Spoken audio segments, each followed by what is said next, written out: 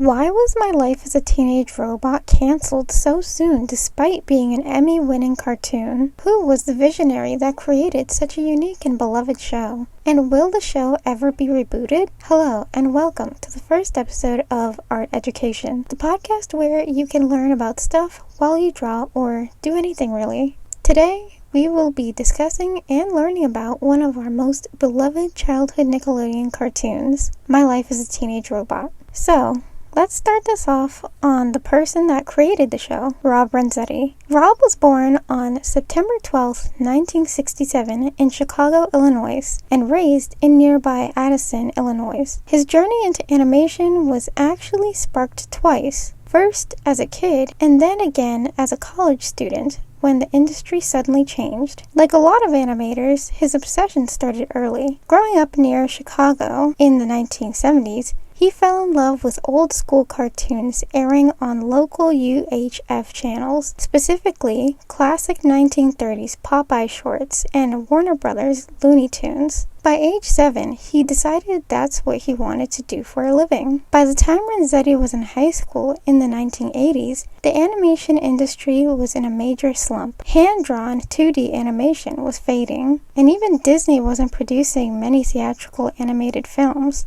Assuming there was no real future or career path in cartoons, he abandoned the idea and decided to major in art history at the University of Illinois instead. While halfway through his college degree, 1988 hit, and with it, the release of Who Framed Roger Rabbit. The movie was a massive cultural phenomenon that proved 2D animation wasn't dead, sparking the Disney Renaissance and a huge 90s cartoon boom. Seeing Roger Rabbit made Renzetti realize the industry was coming back to life and that his childhood dream was actually possible. Once he saw that new wave of animation hitting, he immediately pivoted. He finished his art degree and enrolled in a one-year animation program at Columbia College, Chicago, where he met his future frequent collaborator, Genndy Tartakovsky. Applied to the legendary CalArts, California Institute of the Arts, character animation program alongside Tartakovsky. They both got accepted, moved to LA, and became roommates. After grinding through the late 90s animation boom,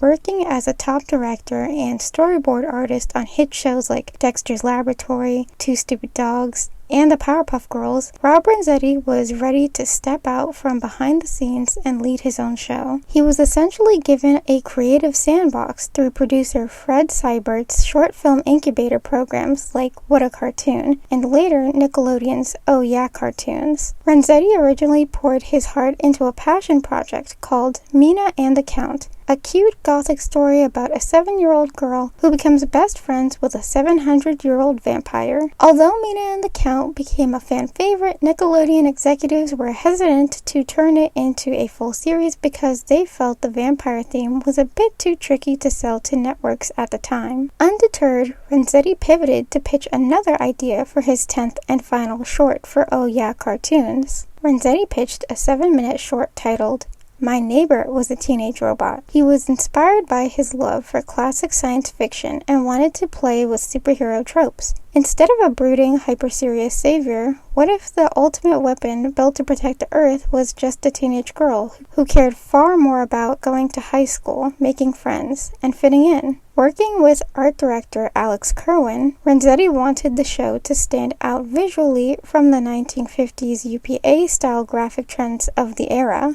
They drew heavy inspiration from 1930s Art Deco, vintage poster art, and classic sci-fi design to give the world flat shapes, strong geometric lines, and a distinctive color palette. The short aired on Oh Yeah Cartoons in 1999 and was an instant hit with audiences. Executives saw the massive potential in XJ9, aka Jenny Wakeman. Her overbearing inventor mom, Dr. Nora Wakeman, and her human best friends, Brad and Tuck, Nickelodeon greenlit the concept into a full-fledged 30-minute series, officially retitling it My Life as a Teenage Robot, which premiered in 2003. Running his own show turned out to be far more intense than working as a director for someone else. Renzetti later recalled that while he thought having his own show would be smooth, it ended up being a marathon of late nights and weekends in the studio, tweaking storyboards by hand to make sure the visual comedy landed just right. When My Life as a Teenage Robot debuted in August 2003, it gained immediate respect across the animation industry. It scored 11 Annie Award nominations over its run, including a nomination for Best Animated Television Production, competing alongside massive hits like Avatar: The Last Airbender and Foster's Home for Imaginary Friends. Background stylist Sienna Hong won a Primetime Emmy Award in 2004 for Outstanding Individual Achievement in Animation. Later, the 2005 TV movie special Escape from Cluster Prime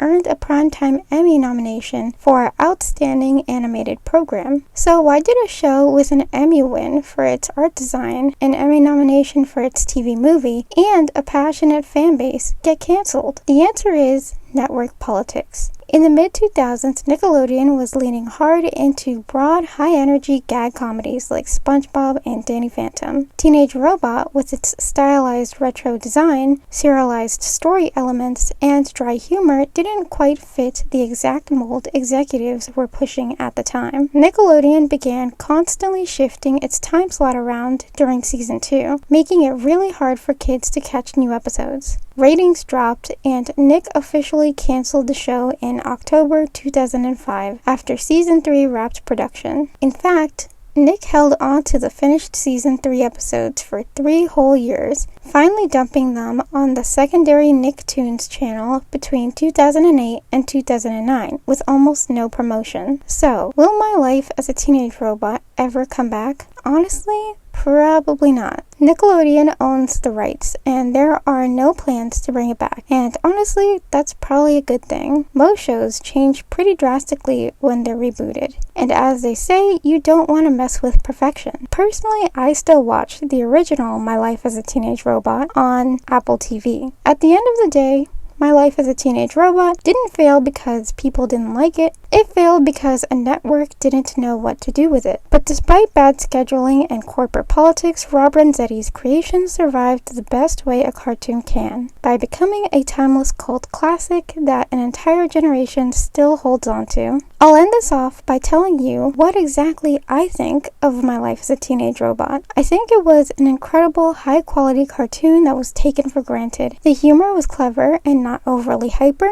It was interesting to look at, the voice acting was great, and it was one of my favorite shows growing up as a kid. I used to draw Jenny all the time. One of my favorite characters on the show was Sheldon. I thought it was adorable how much he cared for Jenny, and honestly, I think they could have been endgame. Thank you for joining me for the first episode of Art Education. Let me know if there's any other topics you'd like for me to cover in the comments below. Like, comment, share, and subscribe if you enjoyed, and I'll see you in the next video. Bye!